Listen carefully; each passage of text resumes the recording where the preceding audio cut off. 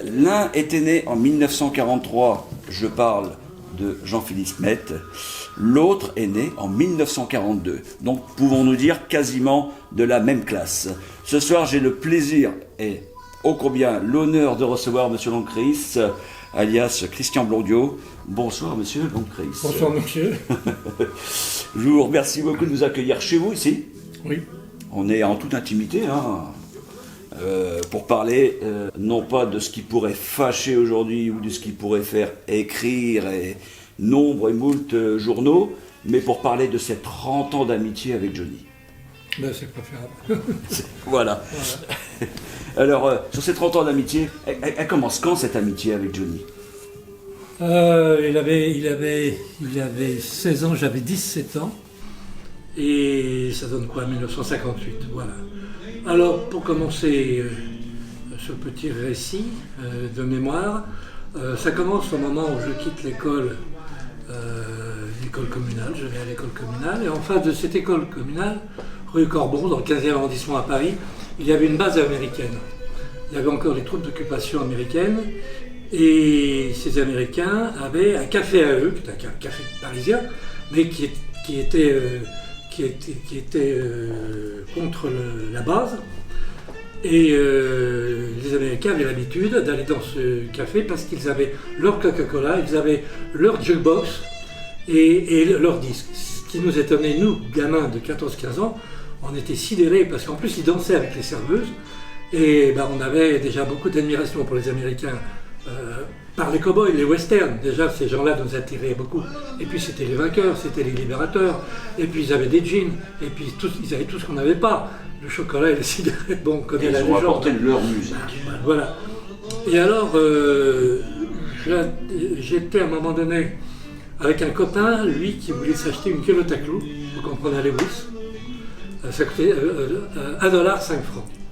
Et il me dit, viens avec moi, je vais te montrer les ricains, tu peux demander une culotte à clous. Alors je vois un Américain, je lui voudrais une culotte à clous, parce que ces ricains étaient très très sympas. Ils avaient une base à Versailles, avec des grands magasins où ils pouvaient acheter de tout. Et alors, ces Américains étaient sympas, ils allaient au PIEX, ça s'appelle PIEX, et puis ils ramenaient un pair of Levi's.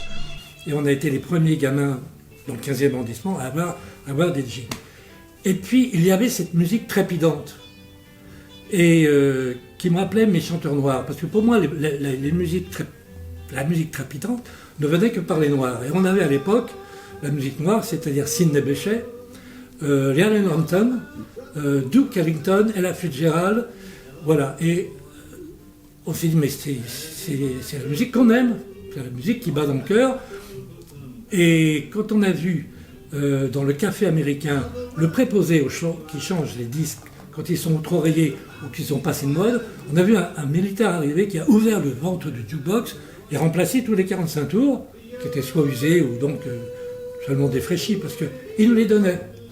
Alors on a connu Elvis, tous les blancs, Elvis, Jeanne Vincent, Cochrane, les Everly Brothers, et tout ça c'est arrivé. Et moi, j'ai flippé davantage sur le roi du country qui s'appelait Hank Williams, parce que c'était de la musique cow-boy. Ça nous rappelait les westerns. Il y avait un lien avec les films. Oui, ça revenait. On ne disait pas country music, c'était de la musique de cow-boy. Alors, on avait tous ces disques-là. Voilà.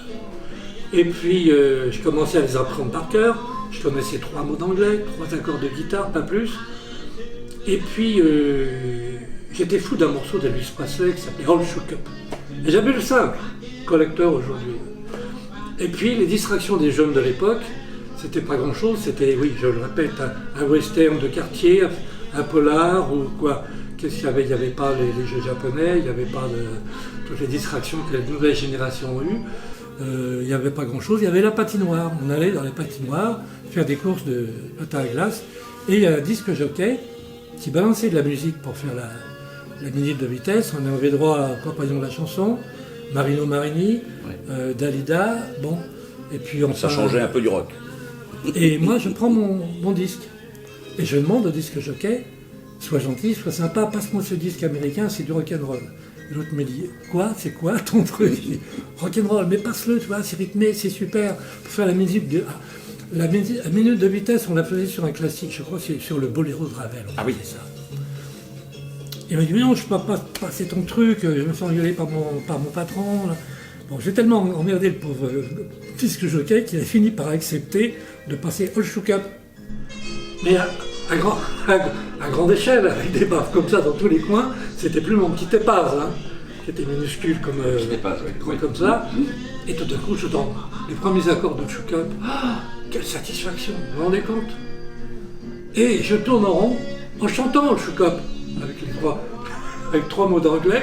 À un moment donné, je tourne, je m'arrête, je m'accroche à la barrière, pour s'arrêter, on est content d'avoir une barrière parfois, surtout le patin à glace quand on débute. Et il y avait un grand garçon en face de moi, et je me rappelle parfaitement de ses vêtements, de la façon dont il était habillé. D'abord, il avait une coupe au rasoir, blonde, il avait les cheveux blonds, coupe au rasoir, car c'était très à la mode. J'ai évité, moi, la coupe au rasoir. Et il avait un pantalon de flanelle gris et une veste en cuir noir. Et il patinait. Et tout d'un coup, on se rejoint tous les deux, parce qu'on ne se connaît pas. Et donc, je rencontre ce jeune homme, et il chante la chanson. Et je chante la chanson. Et on se regarde, on chante ensemble la chanson. On se dit, mais tu connais cette chanson, toi? Et l'autre m'a dit oui. C'est mon frère qui me ramène tous les disques d'Amérique, je les connais tous. Alors oui, c'est là où il me dit, ouais, puis il y a Gilles Vincent. Je dis, ah bon, il y en a d'autres? Elvis Presley, oui, il y en a d'autres.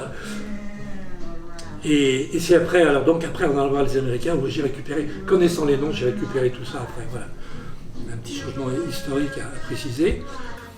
Et alors, je lui dis, ben moi, je connais ça parce qu'il y a les Américains en face de mon école qui m'ont filé ce disque. Et alors, il me dit, ben écoute, c'est sympa, faudrait qu'on se revoie, qu'on en parle. Okay. Puis on se sépare, on retourne dans tous les sens. Et puis ce grand garçon, à la coupe au rasoir, à un moment donné, il attrape une fille. Parce qu'on allait là-bas pour draguer, pour flirter dans les gradins. Ah oui. Oui, vous aviez quel âge à l'époque? On va dire 16 ans. 16 ans, voilà. Je dis la vérité, je flirtais à 16 ans. Douce fille de 16 ans. Oui. Oui, ça peut faire une chanson. Et alors, il patine avec une fille. On attrape la main d'une fille et il patine. On faisait ça, on attrapait la main d'une fille qui nous plaisait, on faisait 3 tours. Et après, on grimpait dans les gradins pour se bégoter. Et puis on recommençait avec une autre. C'était comme ça. Et alors, je le vois avec une fille, il tourne en rond avec une fille. Et puis à un moment donné, 6 heures, la patinoire ferme. Et je dis, alors, il est où mon pote là, qui connaît comme moi le rock'n'roll? Je ne le vois plus. Tiens. Alors, je venais de me faire un copain, il se débine. Et au moment où on sort, c'est comme ces grands escaliers, je me rappelle, il est avec la fille. Il a gardé la fille. Il n'a pas fait un changement, il a gardé la fille. Et autour de lui, s'est massé une vingtaine de types, des blousons noirs, et qui voulaient récupérer la femme du chef. Le chef qui devait avoir 18 ans. Oui.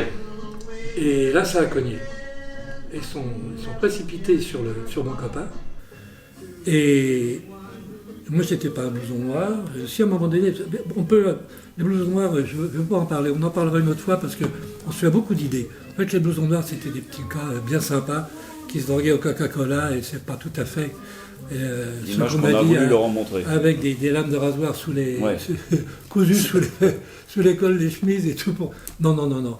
Ça, il faudra songer un jour à démystifier le blouson noir. Mais c'était quand même des petits loupards. Les petits loupards, c'était la Bastille, République, tout ça. Oui, c'était des petites bandes qui se formaient dans les différents quartiers. Il y a eu des grosses bandes d'ailleurs, mais nous, on n'a jamais été là-haut.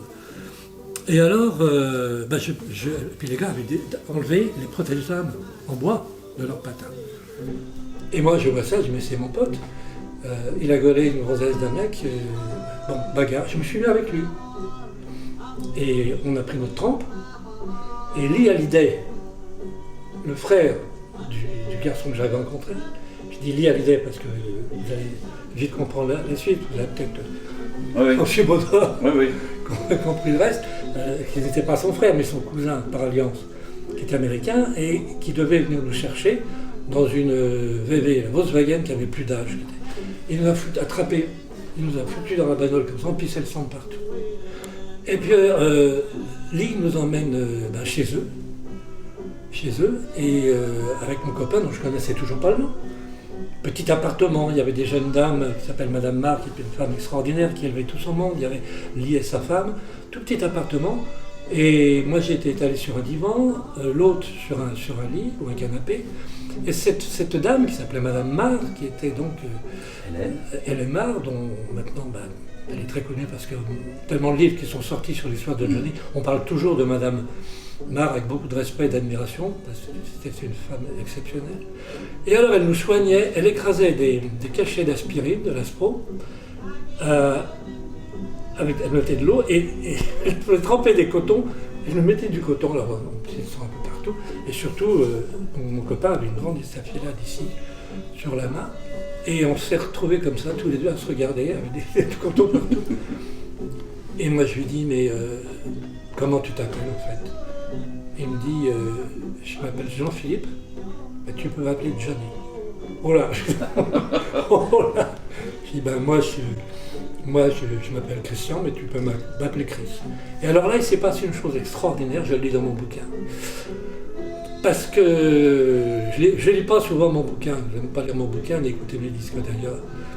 Et il y a eu un truc extraordinaire, et je m'en suis rappelé il y a très peu de temps, c'est qu'à un moment donné, il a pris un canif, il m'a attrapé le pouce, on s'est coupé les deux pouces, il a coupé. Et on a adhéré nos pouces, l'un contre l'autre. Comme ça se faisait souvent à l'époque pour un signe d'amitié. Voilà. Frères de sang. Frères de sang. Mais en si peu de temps comme ça, et il me dit, il me dit, j'ai pas d'amis, j'ai pas de copain, est-ce que tu veux être mon copain? Alors ça, c'est une phrase qui me sidère, parce qu'on ne demande pas à un garçon ou à quelqu'un, est-ce que tu veux être mon copain? Ça se fait d'une façon très naturelle, on devient copain comme ça. Puis un jour, on dit, putain, ça fait 20 ans qu'on est copains, mais vous voyez ce que je veux dire? Vous auriez demandé, vous, un copain de votre âge, si j'ai pas de copain, est-ce que tu veux être mon copain? Oui, ça vient naturellement. Ça vient naturellement, ça s'est fait voilà. automatiquement. Voilà, alors donc on s'est connus. La première rencontre c'est fait comme ça. Comme ça. Et puis alors après, alors ça a été le rock'n'roll qui nous a rassemblés. Alors effectivement, donc Johnny, ou Jean-Philippe, après ça a été que Johnny bien sûr. Parce que Jean-Philippe Smet, ça a été jusqu'aux années 65 ou ça plus? Oh, ça a été abandonné vite, ça. Ça a été vite abandonné. Il s'appelait déjà Johnny parce que déjà, il avait déjà fait de la scène. Oui, tout petit, 14, il faisait déjà des petites... il chantait David Crockett, tout ça. Oui. Et il s'appelait déjà Johnny, et Hallyday, c'est le nom du médecin de famille de Lee. Lee, d'accord, ok, ouais. Voilà, mais moi, j'y croyais pas, son truc. Johnny, non mais... mais à l'époque, Johnny, c'est vraiment... C'est quelqu'un de différent, Johnny, un mec qui dit je m'appelle Johnny ou Bill ou... Bon, moi c'était Christian, il dit bon, américaniser un peu mon prénom, je dis Chris, et puis, mais longtemps je l'appelais Jean-Philippe. Voilà, quand on était en colère l'un contre l'autre, je l'appelais Jean-Philippe, et alors moi je me faisais appeler Elvis. J'étais tellement fan d'Elvis que je me faisais appeler Elvis. Alors je me coiffais comme lui. Et comme j'ai vu sur les photos, on avait les photos à l'époque, on n'avait même pas la moitié d'un film. Alors ça, c'est de la brillantine. Et moi, je mettais de l'huile de table, avec ça. Et ça faisait une mèche extraordinaire. Et alors, j'avais un blouson. J'avais acheté un blouson kaki au Puce de Saint-Ouen. Un blouson américain de surplus, parce que je n'avais pas d'argent. Et j'avais acheté de la feutrine jaune, et j'avais découpé E-L-V-I-S, les 3 lettres qui forment le nom d'Elvis dans mon dos. Club Elvis Presley. Donc j'étais le seul membre, hein, d'ailleurs. Clouté ou pas? Ah non, non. Non, simplement des lettres collantes. Oui.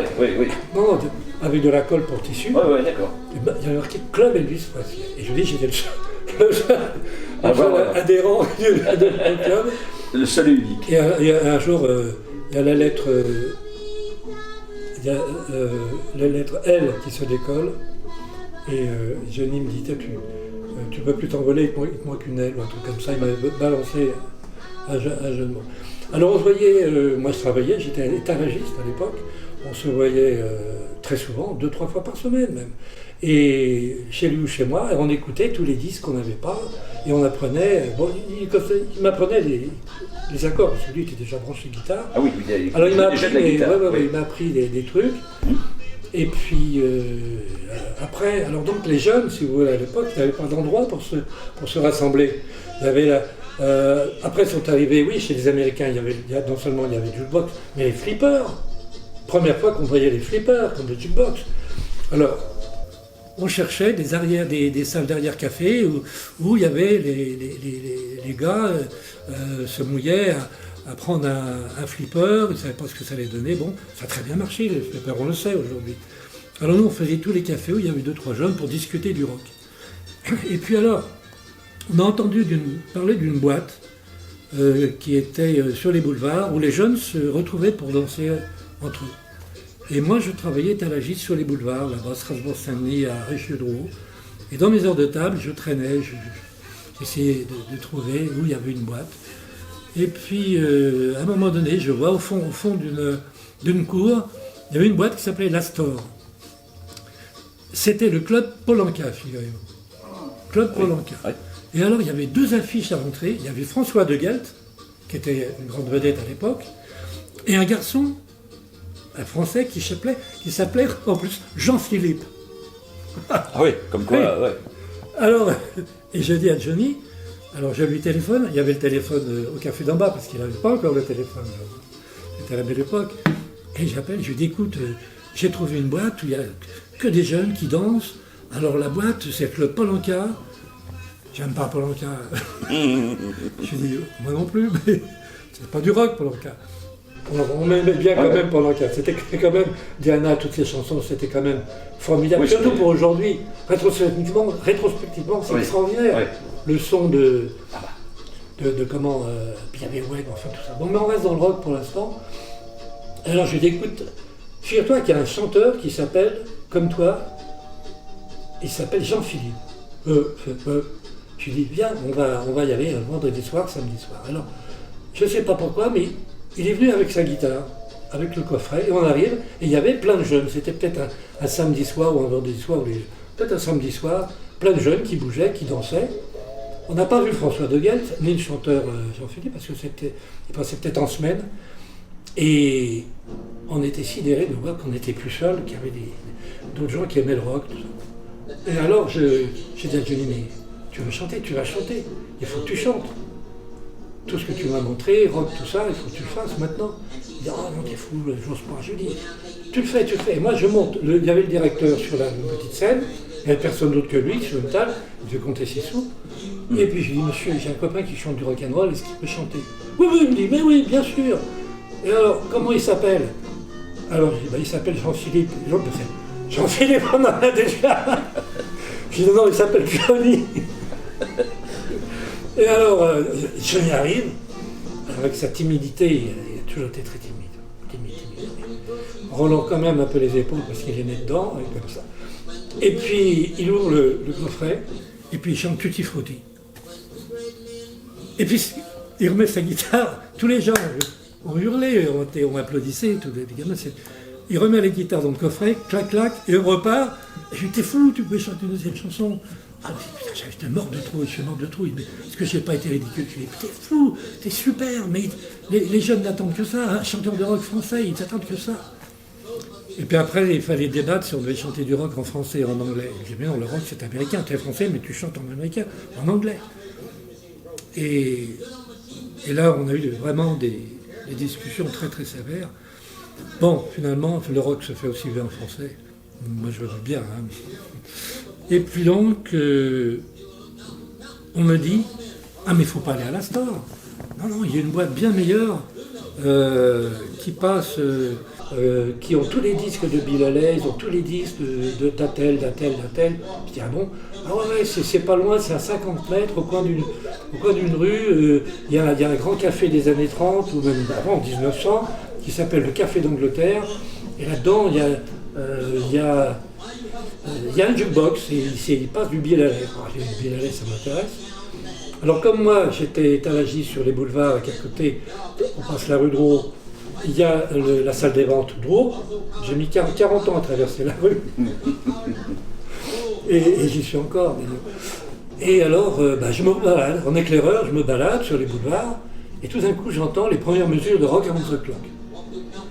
Et je me dis, mais c'est pas vrai. du rock, il y a du rock. Je rentre dans ce café. Très impressionnant, c'est une cathédrale ce truc. Au lieu de leur faire un McDo, on aurait dû le classer. Oui, oui. Oh. Et alors je me laisse guider par la musique, et sur le côté, il y avait un, je sais pas, un petit coin pour les flirteurs d'ailleurs. On flirte beaucoup dans mes histoires. Oui, bah, en même temps, c'est la. Ah, c'était les débuts. Puis voilà, c'est dans la tranche d'âge aussi. Voilà. Et puis, même après, hein, on peut continuer. Oui. On peut même recommencer. Et alors, j'avais dansé, on aurait dit un vestiaire, voyez-vous, pour les gens qui venaient. Et là, le Jukebox était là. Et j'entends, après, Rip It Up, tous les classiques de Bill Haley. Je contourne, je vais dans la petite salle, et là, je vois un grand type, un grand maigre avec des cheveux blonds crêpés, parce que c'était à la mode que les hommes se crêpent les cheveux. Il avait un gilet violet, et il avait un copain qui s'appelle Jackie, qui était comme lui, blond, crêpé, et qui avait un gilet bleu ciel. Et ce grand garçon, c'était Claude Moine. Ah oui, d'accord. Et alors, je rentre sur la pointe des pieds, je dérange personne.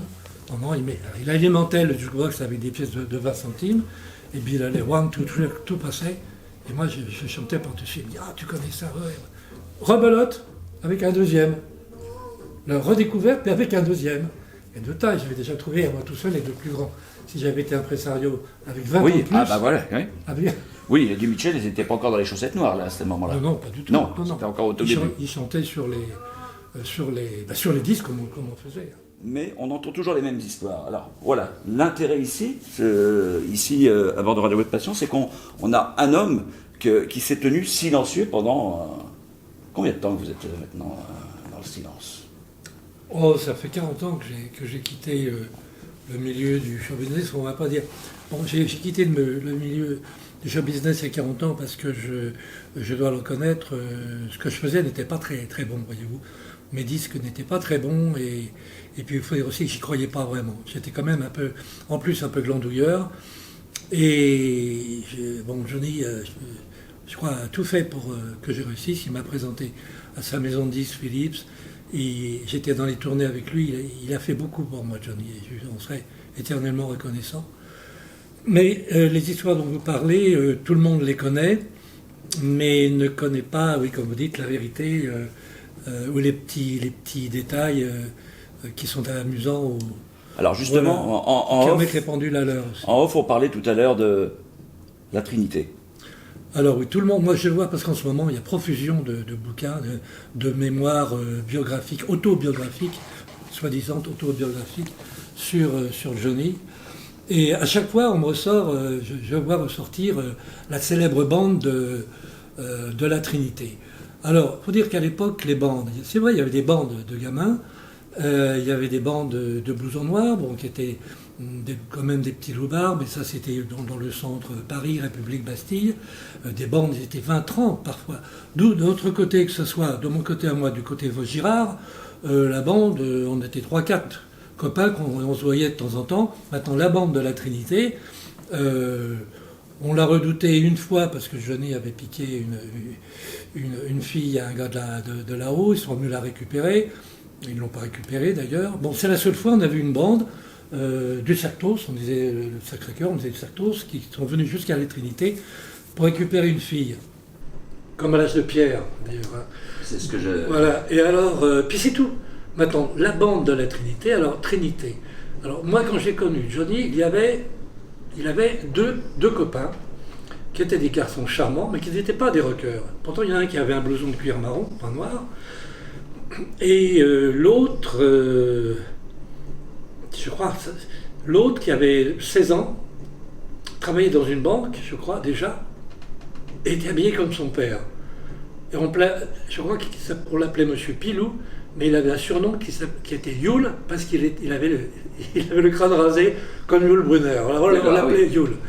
Et alors, mais Yule avait un chapeau, il avait un costume 3 pièces avec la petite pochette au vent, des gants en cuir, des chaussures bien cirées.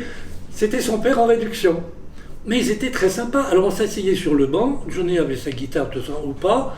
Quand il y avait une fille qui passait, il la sifflait pas, c'était salut, je peux vous chanter une chanson, tu vois, c'est tout. C'est un petit café qui avait son jukebox, et son flipper. Et là, il y avait une bande de jeunes hommes, de jeunes gens, de jeunes filles. Il n'y en avait pas 15, on va dire ils étaient 10. Mais c'était des jeunes gens très bien.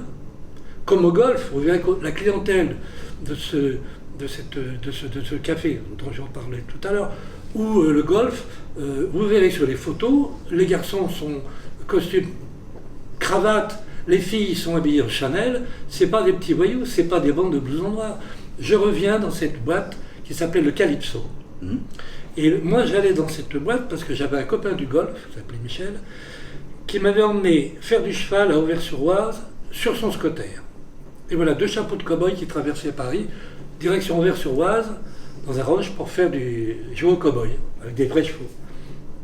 Et je dis ça à Johnny, et on va avec Johnny faire du cheval à Auvers-sur-Oise. J'ai toujours la carte d'adhérent de Johnny à cette époque-là, je crois que c'est 1963. 63. Et j'ai fait venir Johnny au Calypso. Alors, il est venu très peu de fois, mais une fois, il a rencontré un chanteur de rock qui s'appelait El Toro, et son groupe s'appelait Les Cyclones. Et dans Les Cyclones, il y avait certainement un des plus anciens copains de Johnny aussi, qui s'appelle Calafat, Ali Calafat, et qui était le bassiste de El Toro. Non, le guitariste, le bassiste était Dutronc. Mais ça, on est déjà... déjà en 64, là, déjà. Dutronc, c'est 64. C'est déjà plus les débuts. Alors Johnny est venu 2-3 fois, et il y a une photo qui existe avec Johnny et El Toro, qui était un balèze comme ça, et il y avait la moitié des Cyclones, parce que j'ai jamais vu Dutronc. Eddie Calafat était là, qui tient aujourd'hui une place prépondérante à la SACEM, qui a dû faire une belle carrière de musicien. Voilà, alors donc la bande de la Trinité, c'est quoi? C'est 10 gamins qui portent une cravate, qui écoutent Paul Anka, et bien souvent qui boivent du Coca-Cola. C'est pas les bandes. Moi, quand j'entends parler je lis un bouquin. C'était pas de la délinquance. Mais les blousons noirs. Alors bien sûr, blousons noirs, déjà, il faut voir le film, les influences américaines, avec Marlon Brando, les motards, ils ont tous un blouson en cuir extraordinaire et des bottes. Moi j'étais habillé comme ça, mais j'avais pas de moto, j'aime pas la moto là, mais j'aimais beaucoup le blouson et les bottes. Ça a duré tout le temps. C'était une mode. J'étais un blouson noir, je me suis jamais battu avec une chaîne de vélo, enfin j'ai jamais. Il y a qu'aujourd'hui on entend des conneries comme ça. Et puis l'histoire de lame de rasoir cousue derrière le col du blouson pour attraper un gars comme ça et se couper les doigts, mais ça c'est des aventures, ça je vois ça dans tous les bouquins, tous les journalistes, biographes et compagnie en font leur choura. Ce n'est pas vrai. Les blousons noirs, s'il y avait des blousons noirs, c'est des gars chouettes, c'est pas ça. Il y a eu des bandes qui sont ouais, castagnées, ça existait. Mais Johnny n'a jamais fait partie, je le dis bien, Johnny n'a jamais fait partie d'une bande, c'était un loup solitaire. Voilà. On parle encore de cet emblème du loup qu'il aura gardé, je pense, jusqu'au bout. Alors le loup solitaire, il y a aussi les yeux, vous savez, il a les yeux un petit peu... Oui, un peu en amande. Voilà, alors ça lui allait très bien. Moi, à un moment donné, j'avais fait un article et je l'avais baptisé le loup aux épaules de cuir. Et ça lui allait très très bien, ça. Parce que c'est un loup solitaire comme un loup. Et puis, moi j'étais le témoin oculaire. J'aurais pu faire des beaux films. Tout commence là, toutes les chansons découlent de la génération perdue. Après, tout le monde s'est mis à faire des textes biographiques, autobiographiques sur Johnny, de la chanson sur mesure. Et c'est moi qui ai lancé tout ça avec Je suis né dans la rue et toutes les chansons sur Alice après. Voyage au pays des vivants et tout. Voilà. D'ailleurs, il y a une chanson sur cet album-là qui semble un petit peu... je ne sais pas si c'est pas le cri. Oui. Ça ressemble un petit peu, il y a... c'est la série des textes, et c'était pour lui ça. Il y a plusieurs chansons qui étaient pour lui. Moi, je l'ai lancé dans les chansons à texte, comme Dylan, riche. Le rythme musical et le rythme des mots en plus. Ouais. Et à un moment donné, il a voulu faire Hamlet. Là, il y a du texte, hein. Et puis il s'est planté, ça n'a pas marché. Et moi, j'arrivais derrière avec des textes de Maldoror, l'autre amant, et qu'il n'a jamais fait. Et quand il y a 5 ans, j'ai rencontré un musicien, Grégoire Guerrier, qui disait des musiques, est-ce qu'il te reste des textes? Je dis, bah, j'ai peut-être des trucs que j'avais fait pour Johnny, c'est dans les tiroirs depuis 30 ans. Ouais. Il dit, bah, on ne peut pas essayer de faire un truc. On a fait deux CD, on a fait 24 chansons, 28 chansons. Alors donc il y a les influences, bien sûr. Vous avez commencé la carrière musicale donc à quel âge? Vous avez commencé d'abord, comment voilà, on en sachant que vous ne jouiez aucun instrument quand vous avez connu Johnny. Quand le rock'n'roll était diffusé sur l'ensemble du territoire, grâce aux Américains et même aux Anglais, il y avait quand même déjà en Angleterre pas mal de rock'n'roll, notamment avec Tommy Steele, avec Cliff Richard, Marty Wilde, il y avait Terry Dean, il y avait un paquet de chanteurs de rock sous influence américaine que j'aimais beaucoup parce que je m'intéresse à la culture américaine davantage. Alors bon, l'épopée des Anglais est venue après, c'était tout à fait différent. Alors nous on était dans la période américaine et tous les gamins qui grattaient la guitare, on a tous voulu monter des groupes. Moi j'ai monté un groupe avec des copains, on s'est fait appeler les Dalton. Bon, c'était pas grand-chose. D'ailleurs, c'était quoi ce nom, les Dalton? Eh ben les Dalton, c'est les fameux brigands. D'accord, avec Lucky Luke. Oui. On voulait se faire appeler Lucky Luke et les Dalton, mais Lucky Luke était une invention de son auteur, Maurice. Ah oui, c'est Maurice. Bon, voilà. Donc Maurice, bon, qui était blindé, c'était déposé copyright et tout. Et alors on m'a appelé Long Chris, Grand Christian en anglais, quoi. Voilà, et bon, on a fait un disque, et puis bon, qui n'a pas très bien marché. Johnny commençait à marcher, et Johnny me dit, il faut que tu changes de maison de disque, viens chez moi chez Philips, ça va mieux marcher. Alors je vais chez Philips, bon, ça a un peu mieux marché, mais bon, c'était pas ça. Et puis j'écrivais des petites nouvelles, j'ai toujours aimé écrire des trucs, et puis nous étions en tournée avec Johnny dans un de ces grands hôtels qui n'existent plus, Royal Le France ou des vieux hôtels années 30. Il n'y avait pas encore le groupe Accor ou les Sofitel et tous les trucs. Il n'y avait même pas Holiday Inn, ça n'existait même pas. Mais c'était des hôtels qui avaient été construits dans les années 20-30, avec des robinetteries extraordinaires et des édredons comme ça. Et j'étais dans cette genre luxueuse pour moi, gamin parisien, que jamais j'aurais pu me payer à l'époque. Et je bouquinais, et arrive Johnny, avec un enregistreur, vous savez, que Philips avait créé dans ces années-là, qu'on portait en bandoulière, et c'était les petites cassettes, comme ça on enregistrait, on écoutait. Et voilà Johnny qui arrive avec la guitare, le truc en bandoulière, une bouteille de vin et 2 verres. Il rentre dans ma chambre. Alors j'ai dit, ah, salut, tu passes? Enfin, oui, et il pose ça sur la table de nuit.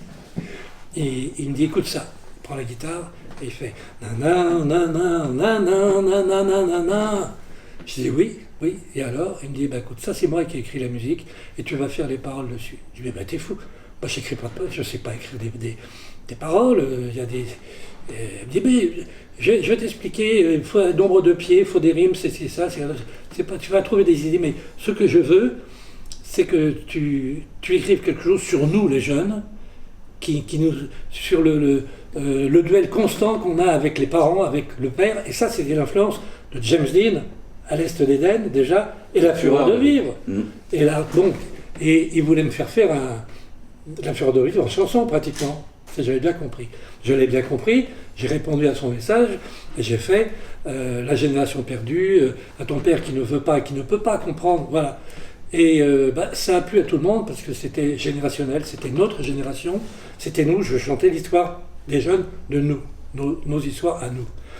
Et bon, ça a eu beaucoup de succès, et ce qui a déclenché ensuite les textes autobiographiques, avec par exemple « Je suis né dans la rue », ça continuait, je faisais du sur-mesure, et puis toute la période dite surréaliste, avec des textes un peu à la Dylan, qu'il aimait beaucoup, il appelait ça des chansons bizarres. C'est pour ça que quand j'ai enregistré moi ces chansons-là, j'ai appelé ce disque « Chansons bizarres », pour les gens étranges. Donc, il disait fais-moi un texte d'une chanson bizarre. On a fait alors Voyage au pays des vivants, Je te veux, il y en a certaines comme ça. Et puis. Charlie. Ah non, ça c'est pas bizarre. Ça c'est pas bizarre, c'est bien longtemps. D'accord. Et puis donc il me restait moi, au fond d'un tiroir, ces textes surréalistes. Après il y a eu la mode d'autre chose. Bon, mais ce qui m'a donné l'occasion, moi, cette année, de les enregistrer moi-même, et ça m'a fait très plaisir. Après, il était lancé, ça y est, il marchait de tube en tube, et puis j'ai arrêté de chanter, et je suis devenu son secrétaire, et je le suivais partout, donc je m'occupais de beaucoup de choses, même de la comptabilité, c'est pas ma tasse de thé véritablement, mais enfin, j'étais devenu son secrétaire. Une fois qu'on avait choisi les paroles, qu'on avait choisi la chanson, ça se passait comment? Studio Alors, studio d'enregistrement, alors approbation déjà, moi Approbation. je faisais Ouais. bon, j'avais beaucoup de chance, parce que moi, à l'époque des chansons bizarres, il acceptait mon texte tout de suite, il se marrait, ça le faisait marrer. Côté provoque un peu là, hein. On est loin d'Adouronron, hein. Oui. Attention, hein, les jouets des soldats morts qui... Non, Suivant les enfants. Ouais. Alors donc, c'était déjà un peu plus sérieux. Et il aimait beaucoup ses textes. Et parfois, il me demandait de changer un mot, une rime, un truc comme ça. Mais ces chansons qui... Moi, je me passe de rime quand les chansons sont fortes comme ça. Je préfère un mot fort que le faire rimer amour avec toujours. Merde, il y a une richesse dans le langage français, dans les mots, c'est très riche. Et pour ça que j'ai pas donné des rimes à chaque phrase. Et j'ai gardé une certaine liberté quand même pour donner des images plus fortes. Mais ça l'amusait beaucoup. Et puis, on a fait quelques disques comme ça, donc bizarres. Et alors, bizarre, j'ai dit bizarre. Pourquoi j'ai dit bizarre? Rappelez-moi. On est en quelle année là? 66. 66. Ah oui, alors voilà, très important. Alors moi, j'avais la faculté, le grand privilège de faire une chanson, et il me l'apprenait. Il prenait mon texte, quitte à changer un mot ou deux, mais il prenait. Et puis à un moment donné, il est devenu extrêmement sévère. J'étais pas tout seul comme parolier, hein. À l'époque, il y avait Georges Labert, il y avait Ralph Bernett qui était très bon, Oui. et le meilleur de nous tous, c'était Gilles Thibault. Gilles Thibault, oui. Voilà. À l'époque où il y avait un excellent Claude Lemel, qui a été plusieurs fois directeur de la SACEM, ça c'était des grands paroliers. Bon, mais j'ai trouvé curieux que Johnny ne demande pas à ses ténors des textes. Je crois que Delanoë a dû faire une chose, Lemel un truc, mais discret. Et heureusement pour nous et pour moi, parce que sinon, si Johnny avait à travailler avec ces gens-là, on était foutus. Mais peut-être tout alors, ils étaient peut-être un peu plus âgés que nous. À ce moment-là, je me rappelle, Johnny nous donnait une chanson à faire, à nous trois, à nous quatre. Donnait un texte, ou une adaptation, ou une musique. Dit Chris, voilà, il y a une adaptation, bon, je te la file à toi. Je la file à Ralph Bernett, à Georges Habert et à Thibault. Gilles Thibault. Voilà. Non, mais attention, là, eux, c'était des ténors, là. Eux, ils travaillaient déjà avec Aznavour et Beko. Oui. Hein? Il y avait déjà des, ils avaient déjà des galons. Ils avaient déjà des galons. Bon, nous, on est resté un petit peu un microcosme de rocker, on peut dire, et de chansons bizarres. Et c'est là, alors à un moment donné, il a dit, je vous préviens, Chris, alors, comment il s'appelle Gilles Thibault, Georges Habert et Ralph Bernett, je vous donne chacun une musique, et vous allez me faire chacun un texte. Donc, on est tous concurrents. Là, ça rigole plus. Alors, là, bon, mais ça a été assez équitable. Il n'y a que Gilles Thibault qui a pris une avance quand même, parce qu'il était quand même très très fort. C'était vraiment un pro, et non seulement pour écrire des textes, il ne faut pas être seulement un pro, il faut avoir du vécu, il faut avoir un cœur et un âme à fleur de peau. Hein, il y avait un grand mec comme, moi je dis un grand mec, Gilles Thibault, il faisait partie de la catégorie de Lemel et de Delanoë, c'est sûr. Quand on fait des chansons comme ça, enfin quand on instaure une musique, enfin pas une musique mais des paroles dessus, on s'imprègne de quoi? De soi perso, de son vécu, ou est-ce qu'on rentre dans la peau du personnage de Johnny c'est ça, on faisait voilà. du sur-mesure. Alors du vécu, et quelque chose qui s'adaptait par rapport à son vécu. Trop jeune pour avoir du vécu, il fallait faire avec l'actualité, voilà, avec l'actualité. Et puis et on commençait à lui faire du sur-mesure. Voilà, l'idole des jeunes, tout ça. Et puis lui-même, il choisissait des adaptations qui lui correspondaient. Teenage Idol, l'idole des jeunes, il savait très bien qu'il était arrivé à un stade de notoriété où il pouvait se permettre de chanter l'idole des jeunes, ça tombait pile. Donc c'était tout ça, c'était sa vie. Et puis moi je me rends compte, sans avoir écouté tous ces derniers disques, je crois, après ce que j'ai entendu parfois, qu'il a continué à chanter sa vie, il a chanté son personnage. Bon, j'ai pas écouté le dernier disque, mais je suis sûr qu'il a été jusqu'au bout de son personnage. Oui. Voilà. Notamment une chanson, moi, que j'ai dans le dernier album posthume. Hein, je pense que quand il dit « j'en parlerai au diable », voilà. C'est une chanson qui est forte. C'est ses images à lui. C'est une chanson qui est forte. Vous savez bien que toute la génération suivante des jeunes paroliers, ils avaient, je ne veux pas dire que le travail était fait, mais ils avaient les cartes en main, ils savaient comment jouer. Alors s'ils avaient un peu de talent, boum, ça partait. Bon, nous on était les premiers. Les premiers s'appelaient Gilles et Jean, déjà. C'était les premiers qui faisaient des très gentilles paroles pour l'époque. Bon, Aznavour, on en parlait tout à l'heure, il a fait 2 très bonnes chansons. Il aurait pu en faire davantage parce que c'était quand même Aznavour, c'était aussi du costaud. Mais on est resté dans ce microcosme de rocker, de beatnik, C'est resté dans une bulle. Ouais. Mais tout le monde a compris, tous les paroliers ont compris de quelle façon il fallait faire une chanson pour Johnny. Ils avaient vu le b.a.-ba, c'était lancé, hein, c'était facile. Ça a été comme ça, je crois. J'écouterai pas le disque posthume. J'ai pas du tout envie de l'écouter, mais je sais que graduellement, c'est ça. Ils ont utilisé les paroliers son vocabulaire. C'est le vocabulaire qu'on utilise pour Johnny, c'est ça. À l'époque, vous enregistriez où, alors, à ce moment-là? Chez Philips. C'était chez Philips, c'était... Alors moi, c'était où, Philips, à l'époque? C'était les studios, ils étaient d'enregistrement, c'était où? Avenue Boulevard Blanqui. Moi, j'avais arrêté de faire du rock parce que j'aimais pas du tout les paroles. On nous donnait des paroles débiles. Et comme je commençais à écrire un petit peu, j'ai dit, écoute, mon vieux, en parlant en langue grise, si tu veux des chansons qui te plaisent, t'as qu'à les faire toi-même.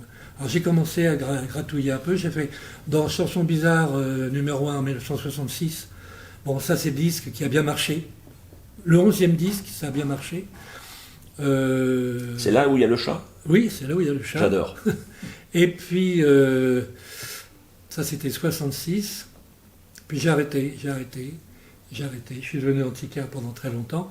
Et quand je reprends, je ne vais pas dire le métier, quand je reprends la chanson il y a 5 ans, je rencontre un musicien qui fait de très bonnes musiques, qui me demande si j'ai des textes. Et comme j'avais des textes prévus pour le Johnny à l'époque, je lui dis oui, j'ai des textes, faisons des chansons ensemble. Et on a fait déjà en 2 ans, en 2017 et 2018, la suite de Chansons bizarres numéro 1 en 1966, on en est au 3e. Volume 3. Au 2, au 3e, et on travaille sur le 4e. D'accord. Toujours dans le même esprit, des textes assez forts, surréalistes à la limite, des flashs, une succession d'images. Il n'y a pas de message, hein. C'est cadavres esquis, hein. C'est un rythme d'image, voilà. 2016, réédition d'ailleurs du premier. Voilà, qui était un 33 tours. Qui je crois, on m'a dit, s'est bien vendu en CD dans le petit club qu'on est, des petits du show business. Bon, on a vendu plus de 500 disques, on m'a dit que c'était un record, que c'était très bien. Ce qui m'a engagé à continuer la suite. Voilà. Alors déjà, on avait vendu, je ne sais pas, mais on a vendu un grand nombre de 33 tours à l'époque, et qu'il faut prendre en compte, puisque les 500 vendus, là, les gens ne l'ont pas racheté. Ou alors les collectionneurs qui ont le vinyle achètent le CD pour l'objet. Mais déjà, il y avait quand même, je ne sais pas, 2500 personnes ou 3000 personnes qui ont acheté ce disque en 66. Donc, ils ne vont pas le racheter. Mais donc, ça fait qu'il y a quand même une base intéressante. C'est pour ça qu'on a tout recommencé. Et ça plaît. Ça plaît. Qu'est-ce qui fait qu'on remet le pied à l'étrier? Bonne question. La soif de la musique? Alors la soif de la musique, j'avais abandonné pendant très longtemps. Et voilà comment ça a commencé. C'est curieux d'ailleurs. Ma fille Aline avait un compagnon qui était un musicien qui connaissait toutes les chansons d'Elvis par cœur, plus âgé que moi. Et alors, dans des réunions familiales, il avait la guitare et il chantait toutes les chansons d'Elvis. C'était un très bon guitariste, un garçon qui s'appelle Laurent, très bon guitariste, et qui sortait toutes les anciennes chansons. Et un jour, il me passe la guitare, il me dit, mais t'es fou. Il y a 40 ans que je n'ai pas touché une guitare. Il me dit, mais si. Bon, je touche 3 accords. Et puis, on va en boîte, au petit journal à Montparnasse. Oui. Il y avait tout le monde. Il y avait tout le monde. Et autour d'une table, on discutait, on écoutait les rockers. Il y avait des artistes qui passaient. Et tout d'un coup, j'ai un copain, musicien, qui était un très grand guitariste de Johnny, qui s'appelle Marc Bozonnet, qui est un très grand du country aussi, me dit « Ah, c'est chouette de te voir, regarde ici, c'est comme le Golfro, il y a un tel, il y a beaucoup de monde. Est-ce que il y a Vic Laurence qui va chanter ?» J'ai dit Vic Laurence, oui, je le connais le nom, mais je ne l'ai jamais rencontré à la belle époque. Ah, je vais te le présenter, il me présente Vic. Pour la première fois, on se voit, alors qu'on a le même âge et qu'on a grandi la même aventure. Et il devait chanter ce soir-là. Il me pousse sur scène, il dit voilà, c'est Long Chris, il va vous chanter une chanson. Alors les gens, il y a un temps d'arrêt, et puis après, oh, Long Chris, bravo. Et moi, j'étais très intimidé, j'ai vu tous ces gens qui m'applaudissaient, j'avais pas de chanson à leur donner. J'ai dit, écoutez, merci de votre accueil, mais il y a 40 ans que je n'ai pas chanté, je vais faire des répétitions, je vais chercher un orchestre, et je reviens. Et 6 mois après, je suis revenu, et j'ai fait mon premier gala de comeback au Petit Journal, ça s'est très très bien passé. Et puis de fil à aiguille, des gens m'ont dit, mais je suis monsieur Untel, est-ce que vous voulez faire un gala chez moi? Est-ce que vous voulez venir en province? J'ai ça. Puis alors, même les particuliers voulaient pour des anniversaires avoir des rockers. Au début, ça a très très bien marché, cette histoire. Nous étions sur les Champs-Élysées avec Johnny. Nous avions été voir un film, Le Locataire de Polanski. En sortant au Gaumont, sur les Champs-Élysées. En sortant du Gaumont, à gauche, il y a la rue de Marbeuf, ou les petites rues à gauche, là, rue des Champs-Élysées.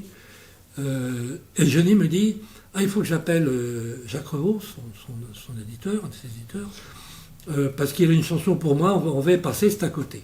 Il rentre dans une cabine téléphonique, parce qu'il n'y avait pas de portable, et il me dit, bon, c'est d'accord, Jacques nous attend. On rentre dans le bureau de Jacques Revaux, et Jacques nous dit, j'ai une chanson qui n'est pas un rock, qui n'est pas un twist, qui n'est pas un slow, mais c'est un truc, c'est bizarre, écoute-le. Moi j'aime beaucoup, dit Jacques Revaux, écoute. Alors je n'étais là, moi j'étais à droite, et on écoute. Et ce qu'on écoute, c'est un disque, il n'y a pas de parole, on disait un démo ou un souple. Et un souple, c'est un disque de travail en aluminium avec une couche de cire, c'est tout. Et c'est un Australien qui a écrit cette parole et musique, mais il commençait avec son rythme à la 12 cordes, ta, vous savez, on connaît maintenant, on l'a bien dans l'oreille, et il chantait Gabriel, des onomatopées, alors donc pas de texte. Et le Gabriel revenait souvent. Alors Johnny dit, mais pourquoi Gabriel, qu'est-ce qu'il entend par là? Alors, Gabriel, c'est un prénom de garçon, de fille. C'est aussi l'ange. Il me dit, ouais, Gabriel, c'est un prénom de fille. Alors Johnny dit, ça me plaît. C'est pas mal, c'est curieux, on va essayer de faire un truc. Tu vas faire les paroles, me dit-il. Qu'est-ce que tu veux comme parole? Il me dit, écoute, je sais pas, il faut trouver un truc, mais je sais une chose, c'est quand on donne un prénom féminin à une chanson, ça marche toujours. Je lui dis, beaucoup de Gabriel, version féminine, on garde le nom de la fille, Gabriel. Il dit, on garde le nom de la fille. Parce que ça marche toujours avec un prénom féminin. Et vous connaissez la suite. La gestuelle, tout ça, c'est venu naturellement, ça, c'est pas parce que c'est. Oui, ça aussi, ça peut pas. Fait partie du folklore alédéen. Oui, ouais. 10 heures de chaîne aussi, c'est sa vie à lui aussi. Tu es dans mon esprit, ton image. Donc là, toutes les paroles, on est bien d'accord, ont été adaptées sur ces onomatopées en fait. Oui, toutes les paroles sont à part le Gabriel peut-être. Et après est venu le texte américain qui s'appelle The King is Dead. Oui. Le roi est mort. Mais au début, j'avais pas vu ce texte-là parce que j'aurais peut-être été influencé. Mais par exemple, une chanson comme ça, si Johnny avait été un parolier, un auteur, il aurait fait ces paroles-là. Parce que c'est des paroles extrêmement viriles. C'est un mec viril, Johnny. Donc, c'est un texte fort. Pour un mec viril comme ça, on est obligé de... On ne fait pas un texte pour François Hardy. On y va. Il réceptionne le hard, si je peux dire. parle tout à l'heure du roi, et on parle justement d'arriver à ce livre. Oui. 10 ans après, Oui, Johnny est sur le film Terminus, et on sort ce livre, Oui. La cour du roi. oui. Comment arrive ce livre? Parce que Ben, quand on connaît Johnny, oui. quand on sait tout de lui, comment est-ce que c'est une amitié qui s'est liée très très forte en disant Johnny, on va faire ce bouquin ensemble parce que j'ai des choses à te dire à travers ce bouquin, Oui, ou est-ce que oui. c'est plutôt comment elle s'est fait? C'est une Non, biographie. c'est C'est une une- espèce de... Je crois que c'est le deuxième bouquin qui a été fait. Le premier bouquin a été fait par Lee Hallyday. Un Ouais. petit livre de poche qui est très bien, qui est très juste. Et moi j'écrivais. J'écrivais de plus en plus. C'est Johnny qui m'a Oui, fabriqué auteur. Il m'a fait de moi un Bah oui, auteur. parce qu'il, oui, à chaque fois. Voilà. Et finalement j'ai pris l'habitude d'écrire et je lisais beaucoup aussi. Et je me suis dit mais qu'est-ce qui va rester de cette aventure avec Johnny, tout ça? Il faut que je laisse un témoignage. Il faut que je raconte tout ce que j'ai vécu parce que c'était trop dingue. Il faut le lire. Je vais pas maintenant vous raconter des histoires, mais il faut le lire parce qu'il est drôle. Il est drôle. Voilà, il y a beaucoup d'humour et c'est des gamins. C'est deux gamins de 16 et 17 ans à l'époque du rock'n'roll, lâchés dans un café avec le jukebox ou aller dans les booms, Oui, oui. chanter avec les filles. Et puis voilà. Et ça, il fallait raconter toutes ces histoires. Et puis les tournées, c'était drôle. Il y avait des galères, il y avait des trucs.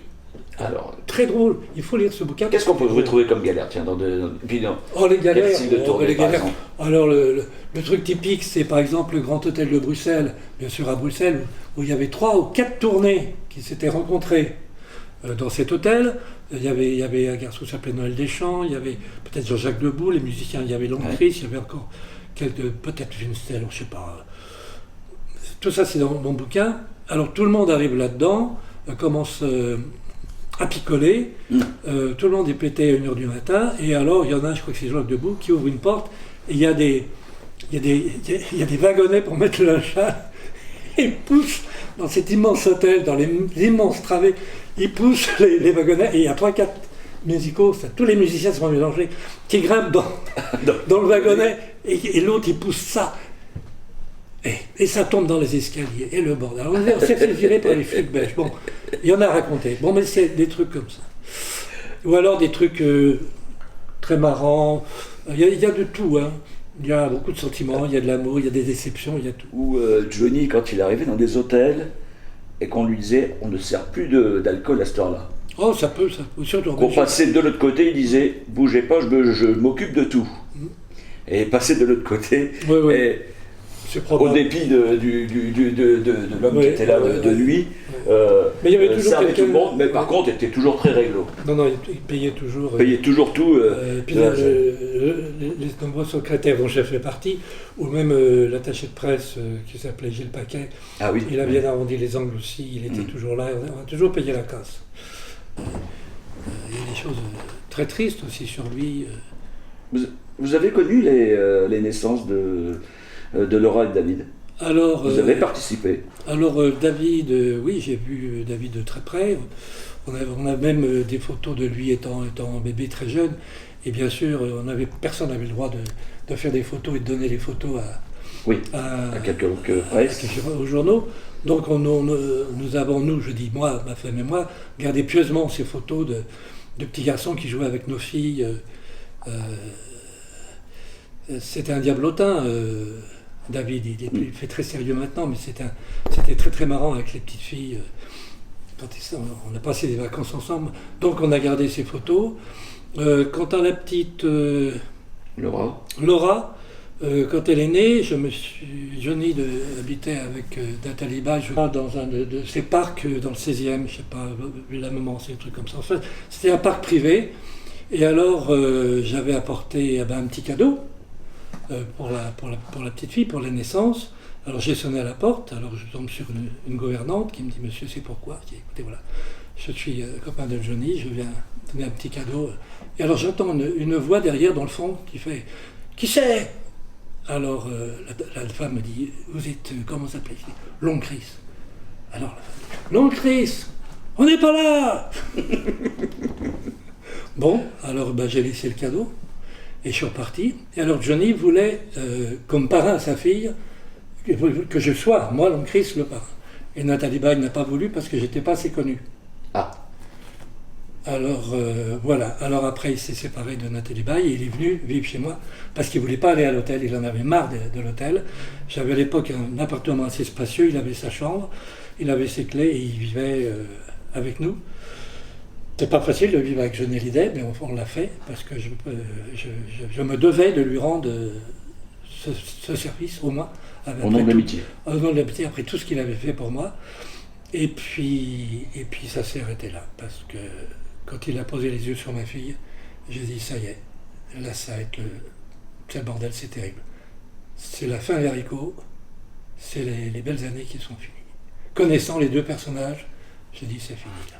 Et donc, on s'est fâchés et on ne s'est pas revus depuis. Quel est le meilleur souvenir que vous garderiez? C'est compliqué. Les 30 ans. Il y en a tellement. Mais tout était des souvenirs pour nous. Mais le bouquin que j'ai fait, je sais pas, il a 300 pages, mais c'est un bottin comme ça qu'il faudrait faire. Quel est votre plus grand regret? C'est de ne pas avoir été prié à la cérémonie. Mon plus grand regret, c'est de ne pas avoir fait partie de l'équipe qui tenait le cercueil sur ses épaules. Juste ça m'aurait suffi et je serais parti après. Voilà, ça je regrette beaucoup. Parce qu'on était très fâchés.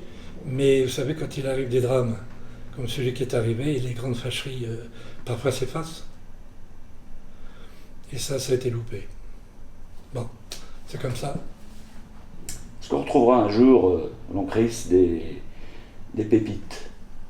Des pépites. Des pépites musicales. Des Johnny et des Eddie Mitchell.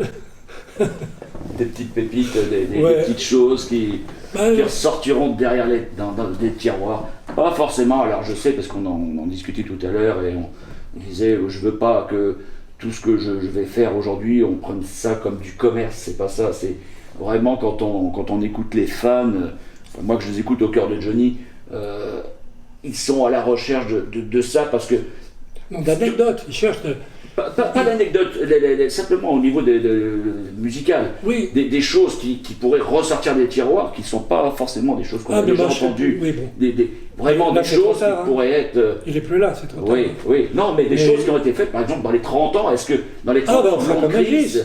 Je vous ai montré un disque d'Elvis tout à l'heure, un vinyle, qui a été fait avec les premières prises, qui ne sont pas nécessairement les meilleures.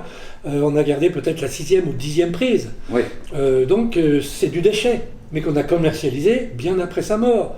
Et pour un collector avec une pochette, avec une photo inconnue comme ça se vend. Voilà. Et je vais vous dire, à une certaine période, j'avais été le premier à acheter un disque pirate ou défectueux, on va dire. Bon, mais... Alors, les pépites, on peut trouver quelqu'un, peut-être des enregistrements privés, et qu'on va trouver en pirate, c'est sûr, mais on va tout vendre avec Hallyday. On va mettre une photo sur une boîte de fromage, elle se vendra. Hein.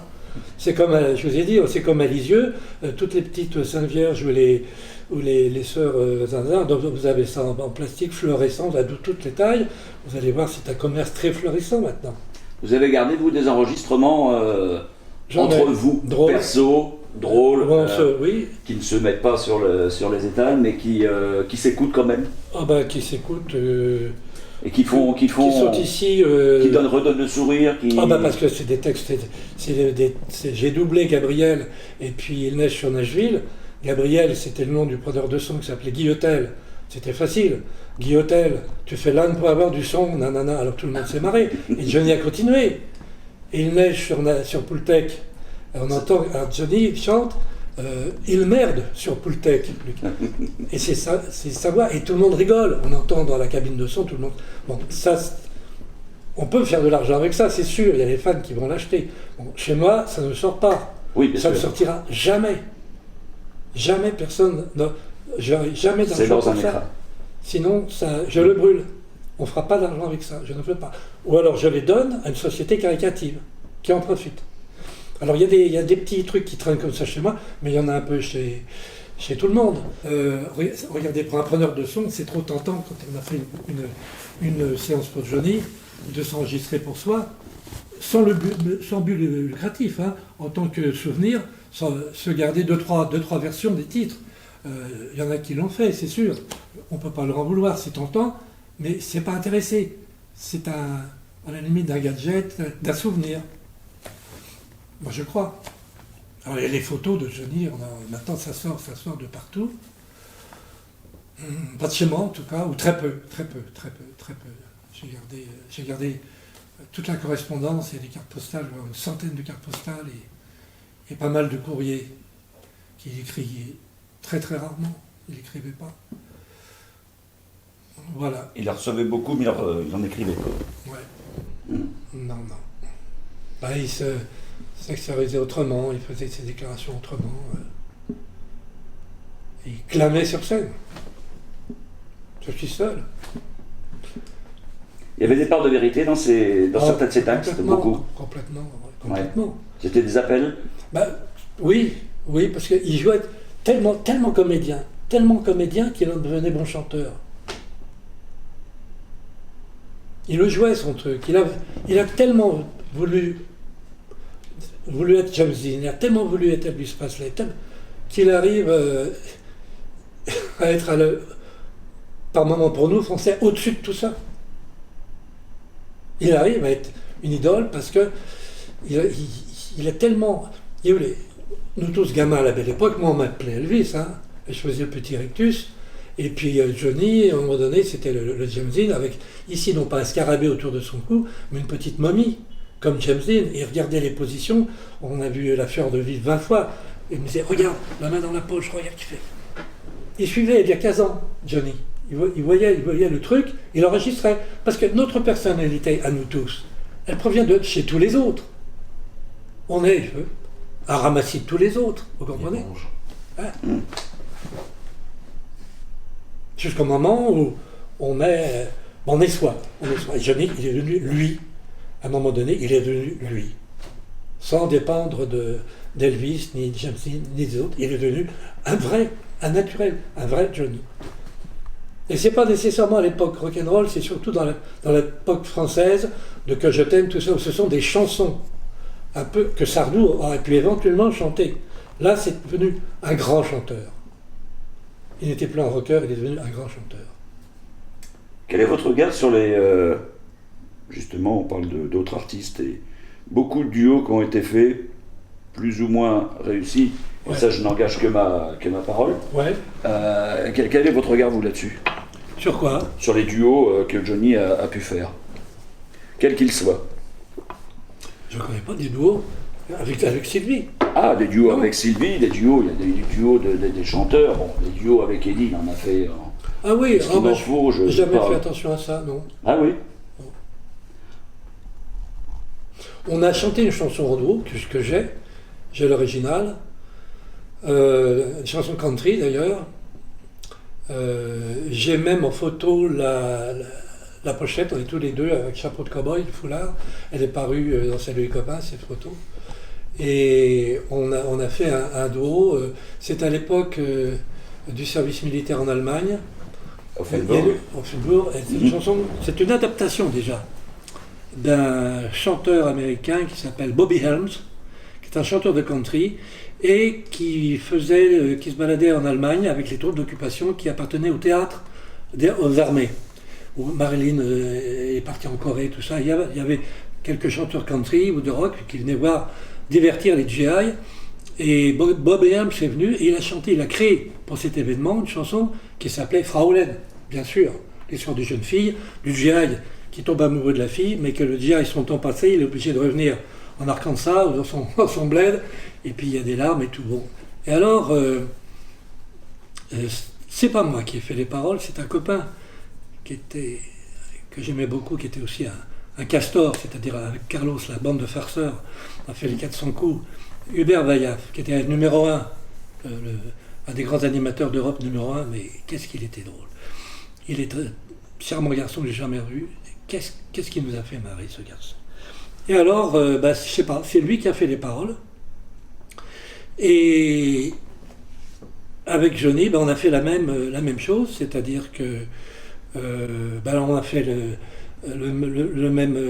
la même attitude du garçon français qui était dans les troupes d'occupation françaises. On l'a refait en français de notre côté. Voilà, donc côté américain en anglais, côté français, l'histoire du soldat du troufion français du 43e RBMA Offenbourg, qui quitte sa Frolaine pour revenir à Levallois ou au rue des Dames. Voilà. Il y a beaucoup de parallèles comme ça avec Johnny, moi j'ai vu. Et un jour je lui ai dit, mais tu te rends compte, tu fais ton service militaire en Allemagne comme Elvis, tu es versé dans les chars, dans les blindés comme Elvis. Il avait besoin de trouver une identité? Non. Ou est-ce qu'il restait dans le mouvement il se laissait porter. des époques, enfin des nouveautés, etc., qui pouvaient être apportées de... Mais ça, c'est à niveau commercial. Après le rock, Oui. il a fallu faire le twist. C'était la dernière danse à la mode. Alors moi, le twist, ça m'horripilait. Même si j'ai enregistré on m'a forcé à chanter du twist. J'aime pas le twist. Le Madison, le Machete Potatoes. J'ai des photos de Johnny avec ses pieds, avec costume, une cravate, et qui fait ses pieds le mouvement du Machete Potatoes. Je lui dis, tu te rends compte de ce que tu fais là avec tes pieds? Non mais chanter du rock, tout ça, et faire ça maintenant, c'est à la fin des récoltes. Alors on n'a pas trop entraîné sur le Machete Potatoes, mais il est quand même rentré dans le mouvement beatnik, et alors ça j'en étais, ça me plaisait beaucoup, de rencontrer tous ces petits voyageurs qui avaient fait le tour du monde, qui avaient plein de choses à dire, avec des nouvelles chansons, il y avait de la poésie, c'était génial. Ce que j'ai moins aimé, c'est les hippies, avec les fleurs et l'encens, tout ça. J'ai des photos de moi en hippie, parce qu'ils étaient tous... Mais bon.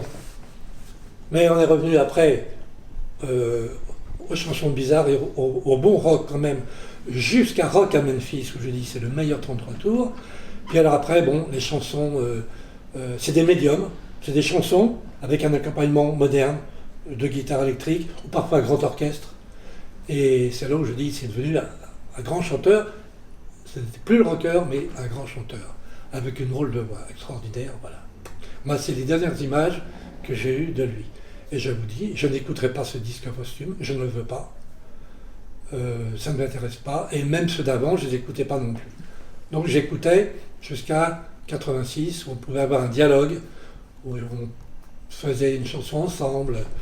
Parfois, il rectifiait un truc à la guitare. C'était intéressant, il y avait une construction. Vous vous rendez compte, écrire une chanson avec Johnny, là, tous les deux, sur un canapé. L'image que ça représente, à l'époque, je ne fais pas attention à ça. Et maintenant, quand j'ai des flashs qui reviennent, comme ça, je dis, mais la chance que j'avais, c'était extraordinaire. Ces deux garçons, mais une amitié comme j'ai jamais entendu parler, même dans les livres, d'une amitié comme ça. On prenait soin de l'un de l'autre. Dans la Porsche qui nous ramenait, il y avait une Porsche, on revenait d'Allemagne, il avait déjà son costume d'alpaga parce qu'on allait dîner après l'Olympia à la Cloche d'Or, où il avait rendez-vous avec Sylvie. Moi j'avais froid, j'avais un petit blouson légus, j'avais froid. Et il s'est arrêté pour me mettre le plaid écossais sur les épaules et reprend la route. La nuit avec la Porsche, on traçait pour aller dîner avec Sylvie, où on allait, après les Olympiades, on allait dîner à la Cloche d'Or, c'était le restaurant de tradition. Alors il y avait tout l'état-major, il y avait tout le monde, et c'était formidable. Voilà, puis tout ça, bon. Après, l'Olympia c'était fini, c'était trop petit. Et le Parc des Princes, il y a tous ces grands bazars. C'était plus aller chez lui. Moi j'avais peur de ça. C'était le show américain. Ouais, c'était fini. Là, il a été mangé par un immense néon. Là. Pour moi, les choses se sont arrêtées là. Et il a fait le show noyé dans la masse. Et mon bouquin, je suis content, s'arrête là en 86. Voilà. Parce que si un éditeur m'avait dit, Chris, votre livre m'intéresse, mais je veux que vous alliez jusqu'à ce qui s'est passé il y a on va dire presque un an, je ne l'aurais jamais fait. Il y en a plein qui l'ont fait et qui le feront encore. Attendez, il y en a encore.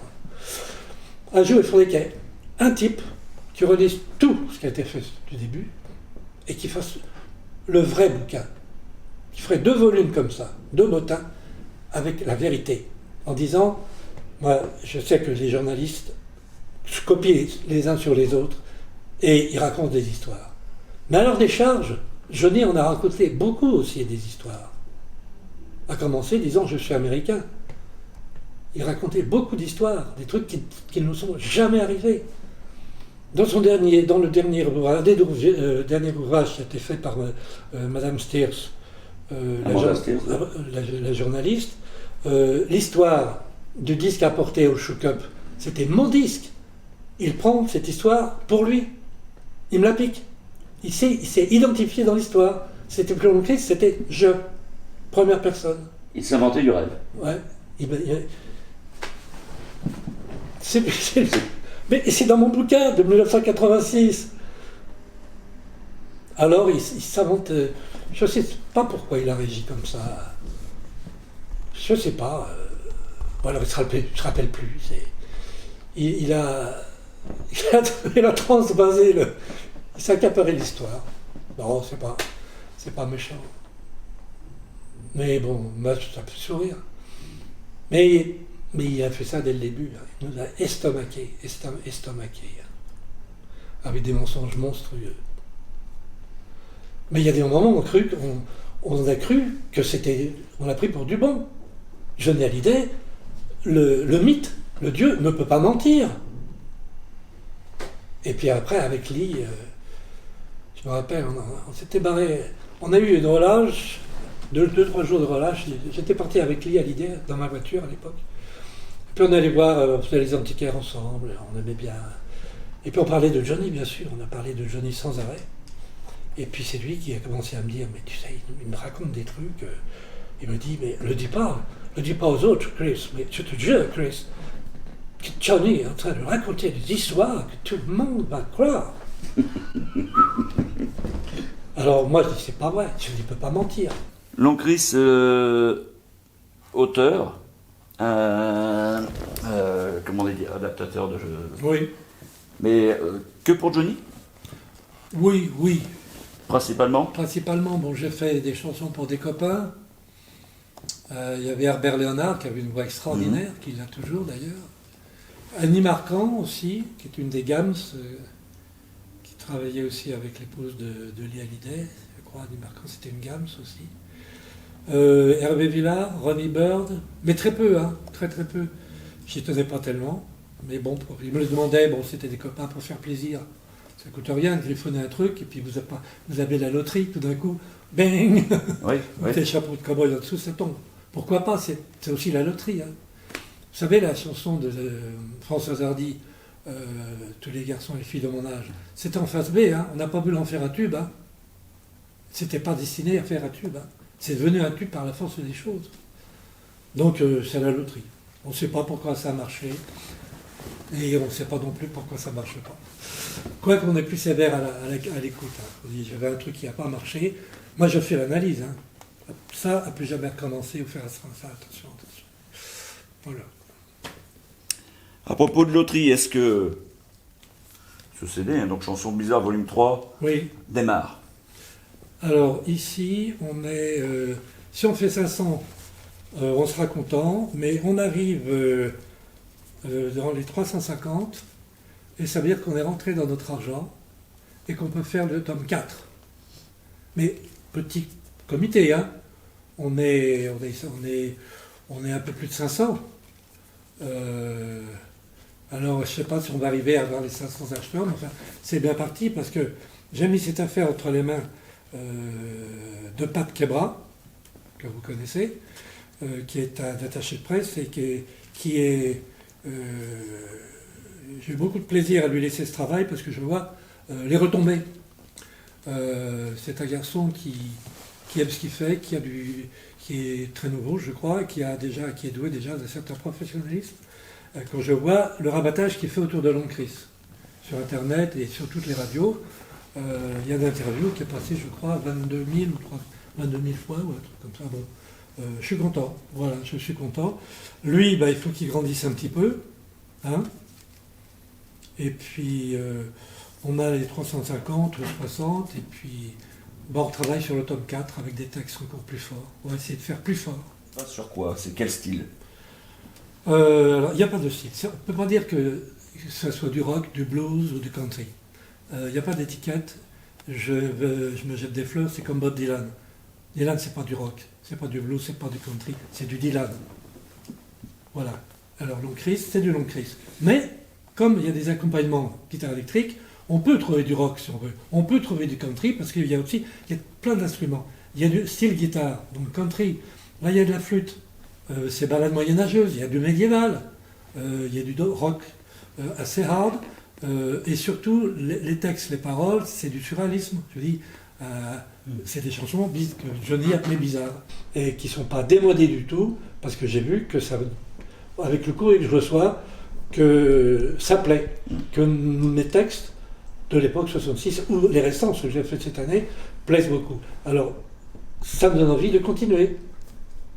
Donc dans ce dernier album, on retrouve... alors, j'ai pas mes lunettes, j'ai pas mes lunettes, combien de titres 14. 14 titres.